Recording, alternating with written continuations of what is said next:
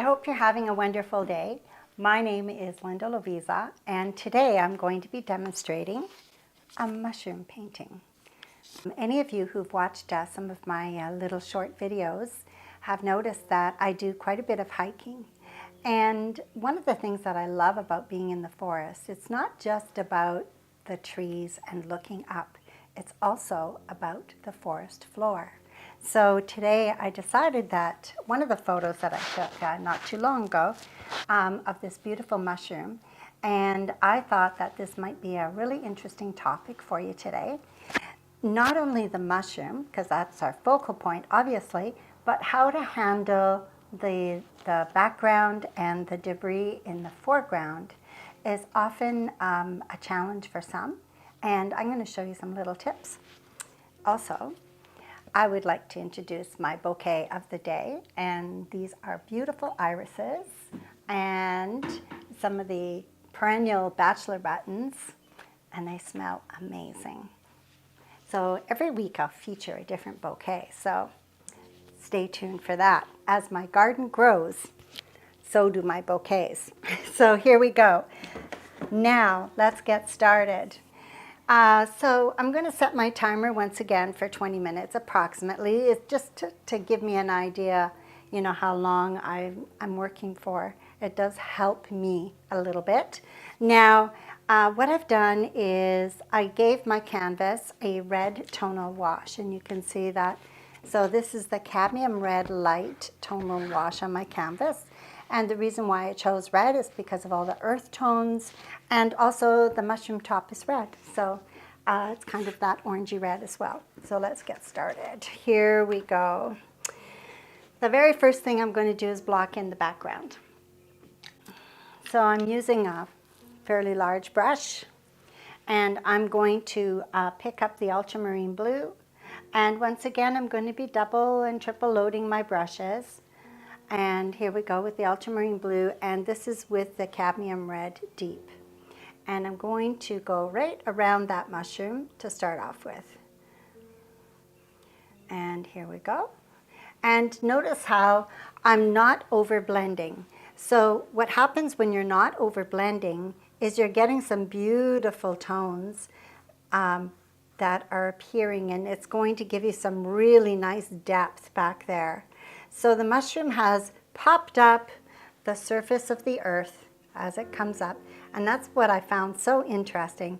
Most of the time, when I take my mushroom photos, or when I find them, they've already surfaced, and I don't usually have a lot of debris around them. So I'm cutting in a little bit shorter, closer I should say, because once I establish my background, I don't want to have to go back into it to, you know, make any adjustments in the coloring.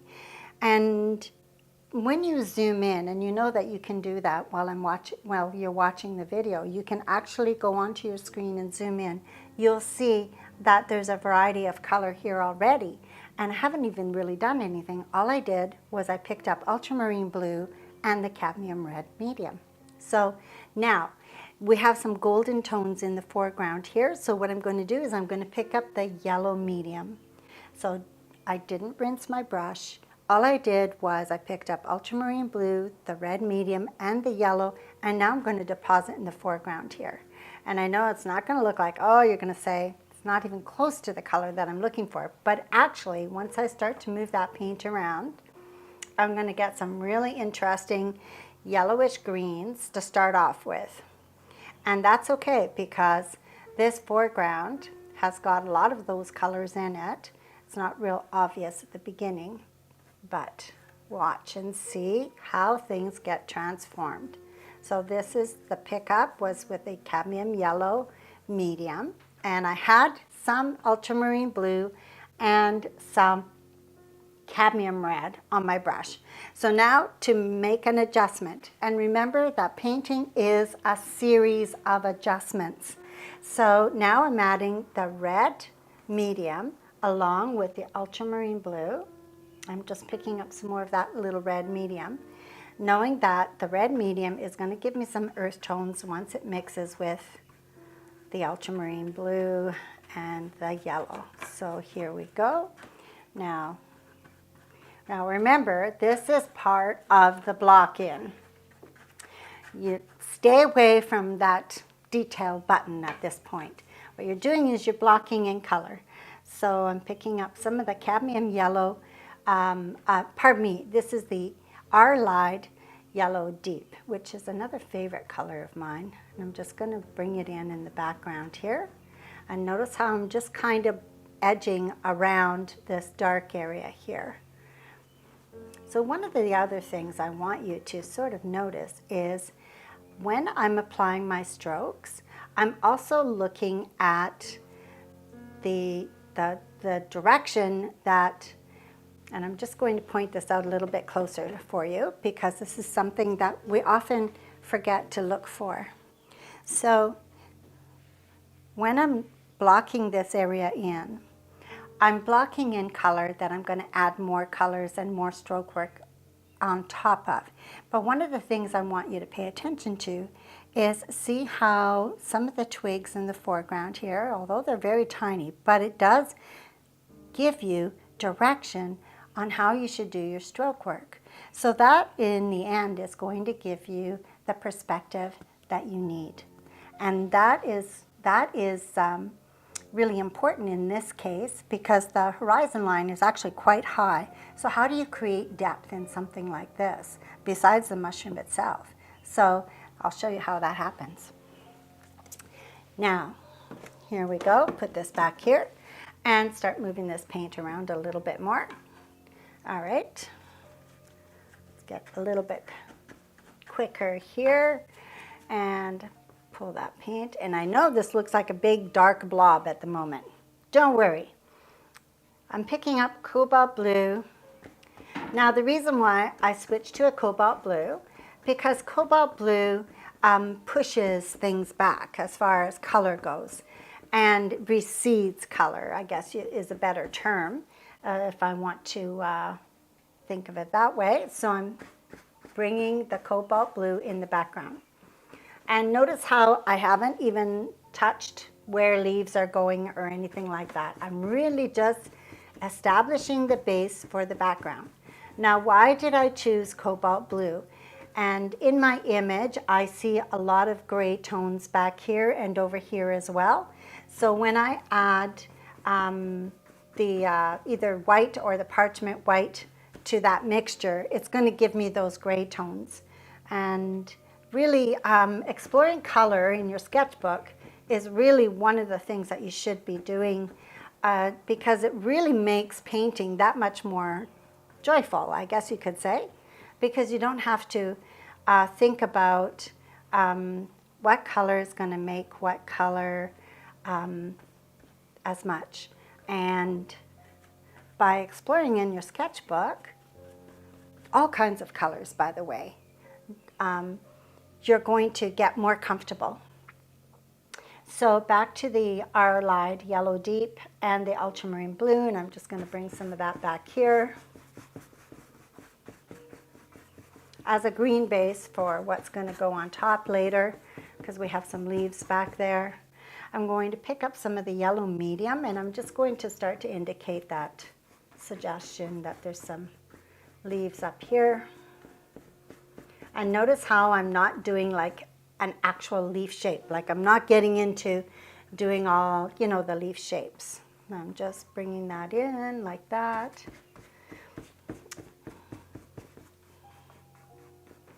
Oh my goodness, those irises smell so beautiful. They make painting even that much more joyful. Here we go. So bringing that down. And notice how even at this stage, the stroke work and the way I've applied the paint is already, you're starting to get a feeling for the scene, even though nothing detailed is really happening there. So let's bring in some color for that mushroom. And I'm just going to use the cadmium red light for now. And it wasn't necessary for me to rinse my brush. And I'll tell you why. And I've mentioned this in my other videos as well.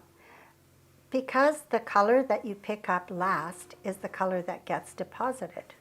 So you can lay in that color, whatever you have left on your brush, and pick up off your palette and bring in that color without worrying about it being, mixed with some of the other colors on your brush.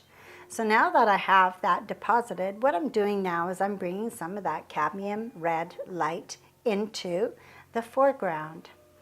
And notice how I'm using my stroke work to define the shapes on the ground around the mushroom. And slowly starting to blend those shapes into that shadow area around the mushroom. I need that a little bit darker there. So you just pick up more paint and bring that in. There we go. And I'm sure that the mushroom the shape will be adjusted several times between now and the time I'm done. Now let's pick up more of that yellow deep, Arylide yellow deep, and I'm going to bring in a little bit of the cadmium red light with it, and I'm going to start to bring in some of the colors on top of the mound that the mushroom has pushed up. It kind of looks kind of odd at the moment, but you'll see how that changes. Now over here we have more gray tones. So notice how I have not picked up any of the whites yet, the parchment white or the titanium white or warm white for that matter. I have all three whites on my palette, and I'm just bringing in some stroke work around there. There we go. Picking up a little bit more of that cobalt blue and introducing a little bit more of that in there too. Now let's see here. When I start to add the whites, you'll see how things change. Now I'm going to use a smaller flat brush just to block this area in. So what I'm doing is I'm just bringing in the shadow underneath there, like so. And I know it's not the right color, but watch what happens. So I'm picking up the unbleached white and I'm adding a tiny bit of the cadmium yellow deep to it. And it's going to give me the color of the base of that mushroom. Now I might have that base a little bit thicker than it needs to be, but I can adjust that later. So let's bring that down. And this is the shadow side right here, which is interesting because the light is coming from this direction here, but because it's underneath this clump of the soil, then it's brought that part of the mushroom in the shade. So there we go. Now we've got sort of a mushroom happening already. Now isn't that something? There we are. Now it's not complete, but it's got a great start. So now let's get back into, I'm just going to set this brush to rest. When I set a brush to rest, I just give it a quick dip in my water bucket here, and I set it on my palette. That's it. I don't do anything else to it. Now let's do this fun stuff, because really I'm still using the same brush, and I'm just going to add some more light to it. So I'm going to use the cadmium yellow deep and start to add some of those golden tones with the red light. And I'm pulling some of those colors together like this. And over here.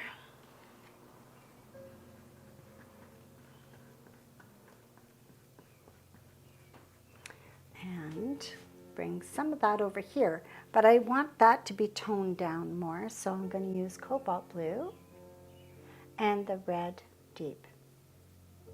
And I'm going to start to deposit that over here. I still haven't added any white at all to this area. And that's important in the beginning, because once you start to add the white, then you lose those pure colors that will give you beautiful, I will get some beautiful tints shortly, and you'll see how that works. So sometimes if you go into the whites too soon, you lose that intensity of color, and I love color, so yeah, I don't want to lose that. So I try and stay away from the white in the beginning. Now this is like too rounded because, you know, as I went around my mushroom, I just kind of blocked in around it to give myself a base. So now I start to adjust the shape. So you can see that in my image, there's a clump that's kind of been pushed up right there. So, and then there'll be debris on the mushroom later on when the mushroom is completely developed. Then I'll add little bits of debris from the mushroom pushing up out of the earth. I find mushrooms so fascinating. So I just picked up ultramarine blue. So now I'm doing something that's called negative painting, where you're painting within, you know, a space to bring in a shadow and pop something else forward. And notice I use the blue here, and the blue and orange are complements. So by putting the blue there, it's going to push that orange and make it brighter. And that's what I'm looking for. So, and notice how I'm cutting in, and I'm not doing like individual little tiny branches right now. I'm using the shapes that have already been deposited from my brushwork and cutting in to create, you know, almost looks like all of a sudden the branches are there. So, and these are tiny, tiny little twigs, of course. So there we go. We're just going to bring some of those little colors in. And what I do is I follow the stroke work that I did. And that's why it's so important when you're doing your stroke work to think about what it is that you're depicting. And then that way, when you go to negative paint into it, then it just sort of comes together. So now this is not complete, but I want to work in this area here a little bit. So I'm picking up some of the cobalt blue just to add another layer here, because that has soaked in and dried. And I have quite a bit of yellow on my brush, so it's turning it a little bit green, but that's okay, because green and red are complements. And I'm going to add a little bit of red there. So a little bit of the red light with the cobalt blue.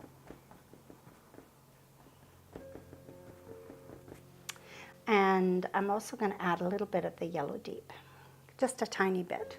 Hopefully, that might be too much, but I'm going to see. So when you're not sure if it's too much or not, just find somewhere else on your canvas that you can deposit a little bit, and then go into the area that you want to add that color. And then you know that it's going to be the right combination there. And now I've got my trusty brush with the parchment white on it, with the unbleached white, and I'm just going to bring a few strokes in here. And so this is a flat brush. Start to bring, now notice how I'm bringing the strokes in. I'm following the angles that I see in my reference. Now there is a pine cone here. I'm not putting the pine cone here. Sometimes you have to edit some things out. If I was to put the pine cone here, then your eye goes pine cone mushroom, pine cone mushroom. You don't want that. So editing is a really, a really good thing. Don't be afraid to edit your material, because sometimes, as Van Gogh used to say, nature's never perfect. So, if you think about it, you need to adjust color sometimes, or you need to adjust the shape of something. Just take that artistic license and make it work for you. Now, see how you're getting some nice grays in there. Now, I want my grays to be a little bit more bluish there. So I'm picking up some of that cobalt blue, and I'm just going to bring that in there. And start to bring some of those colors nice and close. And here we go, bring that down, and bring some of those colors up here too, because we have that grayish color up in here. Some branches, there's a branch there that's been, there we go, looming in the background there. And bring that right up to the corner up here. I'm going to add a little more blue. So a little bit more of that cobalt blue with the unbleached white, bringing that in and moving that over a little. there we go. Bring that some more of that color over here as well. And back to my nice earthy brush, and just bringing in a little bit of red there. Picking up a little bit of that yellow deep, and just bringing in a little bit of that with the red light, and just pulling some of that color up.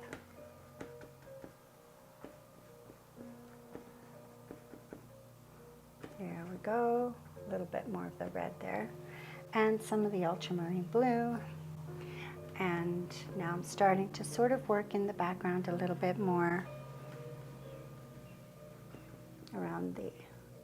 Now, mushrooms are so fascinating, and anybody out there who's done any kind of, you know, mushroom picking or exploring what mushrooms are all about, they are so under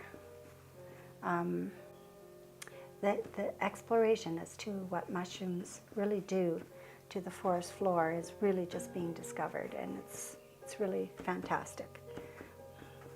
I've always had a fascination with mushrooms, and I've done an entire series about mushrooms, and I never tire of painting them. There's so many different colors and so many different shapes and sizes, and some are so tiny, others are really colorful. There we go. So there we go. My little alarm went off to tell me that my 20 minutes has already disappeared. It's amazing how fast time goes when you're painting. Now I'm just going to bring in some of these little strokes in here. So if you'll allow me to go a little bit further on in this painting. Now that is one thing I need to hear back from you. Are my videos long enough? Are they, what do you learn out of them? I'd love to hear from you. Any feedback would be great, because that helps me to make things better. I'm new at this game, if you want to call it a game. And I would really like to know, you know, how things, you know, what are you getting out of it? That's my most important thing, so that I can elaborate on certain things. If you want to learn more about a topic or a technique, I'm happy to share. And that's what I'm here for, is to share. When I first started painting, I lived in a remote area, and I didn't have anybody to coach me. So I'm self-taught, and over the years, I have learned a lot of different little techniques that work with acrylics. And some of my techniques are also oil painting techniques, because when I first started painting, I was painting in oils, and I didn't go into acrylics until later on. But a lot of the techniques that I use are still techniques that you can use with oils. So what I'm teaching in acrylics, you know, a lot of these little tricks, if you're painting in oils, can be used in oils. So I'm working my way around the mushroom. So notice how I'm starting to close in now with some of the stroke work. So I don't close in right away. I merge some of the colors in a little bit at a time, and that's how I approach the background, in this case, with this particular subject, with this mushroom. I'm going to pick up a little bit of the unbleached white now and start to integrate a little bit more of those lighter colors. And again, I'm still looking at the angles of the debris on the ground around the mushroom to help me to get the correct perspective. So now what I need to do with this brush is I need to tap it to flatten it out a little bit, to push some of the color to the tip of the brush. So sometimes as you're working, the colors get pushed into this part of your brush, which is great because you can access that color. So by tapping my brush on my palette, just tapping it like this, then it pushes that paint to the tip. So I'm going to do that now. So I'm just going to pick anywhere on my palette, give it a push, and pick up some of that paint on the edge. And then I have a nice edge again. You can see how I have a nice edge once again, and I have a little bit more control. Now this brush is a little bit stiff now for what I'm doing. So what I'll do is I'll just set it aside and I'll switch to another brush, something that has a little bit more flexibility. Like this one too is a little bit stiff, so I need something with a little more flexibility. And so this one here is going to work out great because the bristles are a little bit longer and it's a narrower, I think the last one I was using was a 1-inch brush, so this is about 3/4 inch. And the bristles are longer, so that means I'm going to have more flexibility.